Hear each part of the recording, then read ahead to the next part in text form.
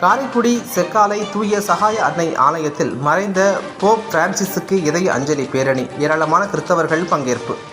உலகம் முழுவதும் உள்ள கத்தோலிக்க கிறிஸ்தவர்களின் தலைவரான போப் பிரான்சிஸ் அவர்கள் தனது வயது மூப்பு காரணமாக 88வது வயதில் கடந்த 21ஆம் தேதி உயிரிழந்தார்.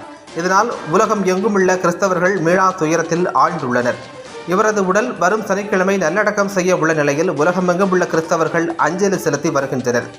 இதையொட்டி சிவகங்கை மாவட்டம் காரைக்குடி செக்காலை தூய சகாய அன்னை ஆலயத்தில் இன்று மாலை ஆலய பொருட்கள் அருட்சகோதரிகள் மற்றும் இறைமக்கள் 500க்கும் மேற்பட்டோர் மறைந்த போப் ஆண்டவருக்கு காரைக்குடியின் முக்கிய சாலையில் பேரணியாக வந்து 88 முறை ஆலய மணி ஒலிக்க இதய அஞ்சலி செலுத்தினர். இவ்வூர்வலத்திற்கு அருள் முனைவர் சார்லஸ் அவர்கள் மற்றும் உதவி பங்கு தந்தை டேனியல் திலீபன் அவர்கள் தலைமை தாங்கினார். ஊர்வலத்தின் இறுதியில் மறைந்த போப் ஆண்டவரின் திரு உருவப்படத்திற்கு பங்கு தந்தை மற்றும் இறைமக்கள் மலர் அஞ்சலி செலுத்தி அவரது ஆன்மா இளைப்பாறுதல் அடைய திருப்பலி ஒப்புக் கொடுக்கப்பட்டது.